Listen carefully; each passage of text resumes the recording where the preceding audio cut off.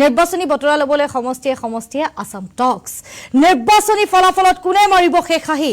বৰহমপুৰ সমষ্টিত কোন দলৰ শক্তি কিমান আমি বৰহমপুৰলৈ এবাৰ আপোনালোকক লৈ যাব বিচাৰিছো আমি জনাইছো যে ইতিমধ্যে সমাগত অসমৰ নিৰ্বাচন সাধাৰণ নিৰ্বাচনলৈ সাজু হৈছে প্ৰতিটো দল সমষ্টিয়ে উপস্থিত হৈছে গৈ আসাম টক্সৰ সতীৰ্থ সাংবাদিক মনৰ বতৰা ল'ব বিচাৰিছে ভোটাৰসকলৰ এইবাৰ প্ৰাৰ্থীসকলৰ প্ৰতি কাৰ কি প্ৰত্যাশা কোনে কি বিচাৰে কোনে মাৰিব শেষ হাঁহি আমি জানিবলৈ এই মুহূৰ্তত আপোনালোকক নগাঁৱলৈ লৈ যাব বিচাৰিছো বৰহমপুৰ সমষ্টিত উপস্থিত আছে সতীৰ্থ সাংবাদিক ৰঞ্জন বৈৰাগী উপস্থিত আছে আমি ৰঞ্জনৰ কাষলৈ মুহূৰ্তত আহিব বিচাৰিছো ৰঞ্জন বৈৰাগী নিৰ্বাচন সমাগত ইতিমধ্যে নিৰ্বাচনী তৎপৰতা বাঢ়িছে দলসমূহৰ মাজত সমান্তৰালভাৱে প্ৰত্যাশাও বাঢ়িছে ভোটাৰসকলৰ মাজত বৰহমপুৰ সমষ্টিত যেহেতু পুনৰবাৰ চৰ্চিত হৈছে জিতু গোস্বামীৰ নাম প্ৰাৰ্থিত্ব লাভ কৰাৰ পূৰ্ণ সম্ভাৱনা গতিকে কি বিচাৰে ভোটাৰসকলে কি প্ৰত্যাশা তেওঁলোকৰ আমি জানিব বিচাৰিছো আপোনাৰ জৰিয়তে ৰঞ্জন বৈৰাগী নিশ্চিতভাৱে ময়ূৰী এটা কথা ক'ব লাগিব যদি বৰহমপুৰ সমষ্টিৰ কথা কওঁ বৰহমপুৰ সমষ্টিৰ পৰা এটা সময়ত প্ৰতিনিধিত্ব কৰিছিল এই বৰহমপুৰ সমষ্টিৰ পৰা এটা সময়ত গৈ প্ৰফুল্ল কুমাৰ মহন্ত মুখ্যমন্ত্ৰী হৈছিল আৰু ইয়াৰ পাছত পৰ্যায়ত দেখিবলৈ পোৱা গৈছিল যে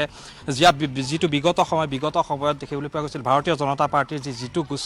গোস্বামীয়ে এই সমষ্টিটোৰ পৰা প্ৰতিদ্বন্দ্বিতা কৰি তেওঁ জয়ী হৈছিল আৰু কংগ্ৰেছৰ যিগৰাকী প্ৰাৰ্থী সুৰেশ বৰা সেই সময়ত কংগ্ৰেছত আছিল বৰ্তমান সময়ত বিজেপিত আছে আৰু এই সুৰেশ বৰাৰ বিৰুদ্ধে তেওঁ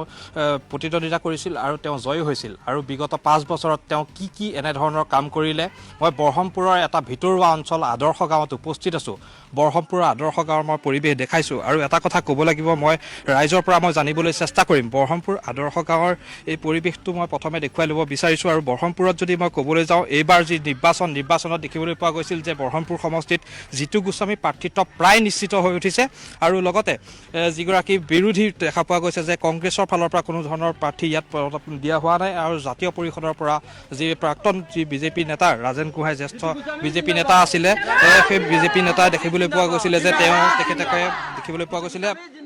তেখেতক প্ৰাৰ্থিত্ব প্ৰদান কৰা হৈছে কিন্তু বৰ্তমান সময়ত মই আপোনাৰ পৰা জানিব বিচাৰিম যে কি ক'ব যে দেখা পোৱা গৈছে জিতু গোস্বামী প্ৰাৰ্থিত্ব প্ৰায় নিশ্চিত হৈ উঠিছে আমি বৰহমপুৰ সমষ্টিবাসী ৰাইজ ইতিমধ্যে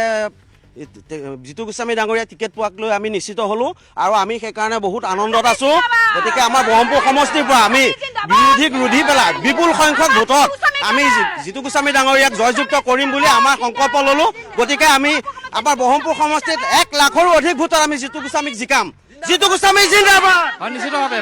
বৰহমপুৰ সমষ্টিত দেখিবলৈ পোৱা গৈছে বৰহমপুৰ সমষ্টিৰ পৰিৱেশ দেখাই আছো মই মহিলাৰ পৰা জানিবলৈ চেষ্টা কৰিম কি বৰহমপুৰ সমষ্টি হয় আমি অধীৰ আগ্ৰহেৰে অপেক্ষা কৰি আছো বৰহমপুৰ সমষ্টিবাসী ৰাইজে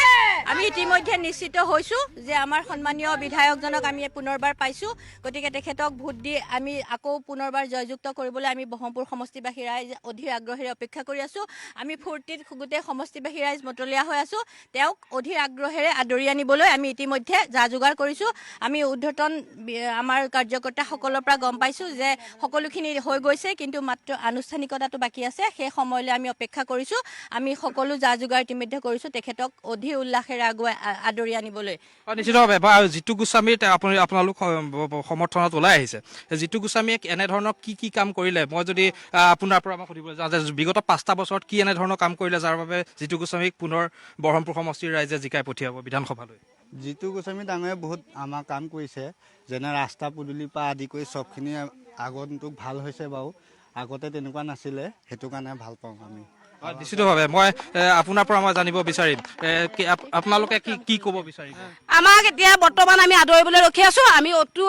আগ্ৰহেৰে বাট চাই আছো কাৰণ আমি লাখ ভোটত জিতু গোস্বামী জিন্দাবাদ সকলোৱে আমি জিতু গোস্বামী জিন্দাবাদ মই আৰু যুৱ প্ৰজন্ম যদি কোনোবা ক'ব বিচাৰে মই আপোনাৰ পৰা জানিব বিচাৰিম বৰহমপুৰ সমষ্টিত বৰ্তমান নিৰ্বাচন সমাগত নঙলামুখত নিৰ্বাচন জিতু গোস্বামী প্ৰাৰ্থিত্ব নিশ্চিত হৈছে আৰু বিপক্ষত আছে ৰাজেন গোহাঁই কি ভাল কাম কৰা মানুহক আমি সদায় জিকাব লাগে আৰু আগতে আমাৰ গাঁৱৰ মানে কি হয় অকণমান বৰষুণ পৰিলে ৰাস্তাবিলাক একে বেয়া হৈ যায় স্কুল যাব নোৱাৰে ল'ৰা ছোৱালীবিলাক এতিয়া সেই ল'ৰা ছোৱালীখিনি হাঁহি স্কুল যাব পৰা হৈছে আৰু সেইকাৰণে আমাৰ জিতু গোস্বামীক আমাক লাগে আৰু বিজেপিক আমি সদায় জিকাব লাগে সিমানেই কথা বৰ্তমান সময়ত দেখিবলৈ পোৱা গৈছিল যে আগতে বৰহমপুৰ সমষ্টিত দেখা পোৱা গৈছিল মই আপোনাক যদি সোধোঁ যে বৰহমপুৰ সমষ্টিত আগতে দেখা পোৱা গৈছিল যে প্ৰফুল্ল কুমাৰ মহন্ত ইয়াৰ পৰা মুখ্যমন্ত্ৰী হৈছিল কিন্তু বৰ্তমান সময়ত জিতু গোস্বামীয়ে 5 বছৰ কাৰ্যকাল পাইছে পূৰ্বতে কি নাছিল বৰ্তমান সময়ত কি হ'ল পূৰ্বত আমাৰ অসম গণ পৰিষদ চৰকাৰৰ দিনত আমাৰ বৰহমপুৰ সমষ্টিত যিমান উন্নয়ন হৈছে তাৰ তুলনাত আমাৰ যোৱা 5 বছৰ তাৰ হাজাৰ গুণ অধিক উন্নয়ন হৈছে আমাৰ ৰাস্তা পদূলিৰ পৰা আদি কৰি স্কুল নামঘৰৰ পৰা আদি কৰি আমাৰ ব্যক্তিগত যিসকল আঁচনি লাভ কৰিছে অৰুণোদয়ৰ পৰা আদি কৰি নিযুত মাইনালৈকে গতিকে এই গোটেই আঁচনিখিনি যিমান উন্নয়ন হৈছে আমাৰ বিগত অসম গণ পৰিষদ চৰকাৰৰ 15টা কাৰ্যকালতো আমাৰ সিমানখিনি উন্নয়ন হোৱা নাই গতিকে আমি সেইকাৰণে ব্ৰহ্মপুৰ সমষ্টিৰ ৰাইজে জিতু গোস্বামী ডাঙৰীয়াক বিপুল ভোটত জয়যুক্ত কৰাম আৰু ইয়াত আমাৰ বিৰোধীৰ কোনো স্থান নাই আমাৰ ৰাজেন গোহাঁই আমাৰ ব্ৰহ্মপুৰ সমষ্টি ৰাইজৰ বাবে কোনো ফেক্টৰীয়ে নহয় গতিকে আমি জিতু গোস্বামীক জিকামে এইটো আমাৰ দৃঢ় সংকল্প ব্ৰহ্মপুৰ সমষ্টিত দেখিবলৈ পোৱা গৈছিল প্ৰফুল্ল কুমাৰ মহন্ত আছিলে প্ৰফুল্ল কুমাৰ মহন্ত কেইবাটাও কাৰ্যকাল তেওঁ ইয়াত পাৰ কৰিলে তেখেতে কি কাম নকৰিলে যাৰ কাৰণে জিতু গোস্বামীয়ে কৰি দেখুৱালে আচলতে ক'বলৈ গ'লে তেখেতে উন্নয়নৰ কথা ইমানকৈ নাভাবিলে মাত্ৰ কেইটামান চাকৰি দিয়ে সিমানতে সীমাবদ্ধ ৰাখিলে কিন্তু আমাৰ বৰ্তমানৰ সন্মানীয় বিধায়কজনে অসম চৰকাৰৰ মুখ্যমন্ত্ৰী মহোদয়ৰ ব্যৱস্থাপনাত তেখেতৰ সহযোগিতাত যথেষ্ট উন্নয়ন কৰিবলৈ সক্ষম হ'লে তেখেতে আপোনালোকে দেখিছে আমাৰ নিচেই ওচৰতে ব্ৰহ্মপুৰ হায়াৰ ছেকেণ্ডেৰীখন এতিয়া নিৰ্মীয়মান অৱস্থাত আছে ষ্টেডিয়ামখন হৈ উঠিছে আমাৰ এছিয়াৰ হৈছে ক্ৰিকেট একাডেমীখন হৈছে তেনেধৰণে আমাৰ বহুত উন্নয়ন হৈছে যাৰ সংখ্যা আমি কৈ শেষ কৰিব নোৱাৰিম গতিকে আমি আকৌ আমাৰ নৱপ্ৰজন্ম উঠি আহিছে তেওঁলোকে সুৰক্ষিত হিচাপে জিতু গোস্বামীক আদৰি লৈছে আৰু ভৱিষ্যতে তেওঁক এজন নিজৰ অভিভাৱক হিচাপে আঁকোৱালি লৈ এইবাৰ তেওঁলোকে নতুন ভোটাৰসকলে বিপুল ভোটেৰে তেওঁক আদৰিবলৈ আগবাঢ়ি আছে ইয়াকে ক'লো ব্ৰহ্মপুৰ সমষ্টিত বহুত উন্নয়ন হৈছে গতিকে ধন্যবাদ বিৰোধী স্থান নাই বিৰোধী স্থান নাই আমি ৰাজেন গোহাঁই আমাৰ কাৰণে কোনো ফেক্টৰ নহয় আমাৰ ইয়াত জিতু গোস্বামীৰ বাৰে কোনো ৰাজেন গোহাঁই আমাৰ ফেক্টৰ নহয় গতিকে আমাক কোনো ৰাজেন গোহাঁইক আমি চিনি নাপাওঁ আমাৰ সমষ্টিত ৰাজেন গোহাঁই কোনো প্ৰয়োজন নাই আমাক জিতু গোস্বামীক লাগে জিতু গোস্বামী জিন্দাবাদ জিতু গোস্বামী জিন্দাবাদ হাজাৰ বিপুল ভোটত আমি জিতু গোস্বামীক জয় কৰিম গতিকে আমি সকলো ৰাইজ একত্ৰিত হৈ ব্ৰহ্মপুৰ সমষ্টিবাসী আগ্ৰহেৰে আমি জিতু গোস্বামী ছাৰৰ কাৰণে অপেক্ষা কৰি আছো আমি এটা কেতিয়া আহিব টিকট লৈ আমি তাৰ বাবে অপেক্ষাত আছো গতিকে জিতু গোস্বামী ৰাজেন গোহাঁই গলিয়া সোমাই এই বয়সত তেওঁ এতিয়া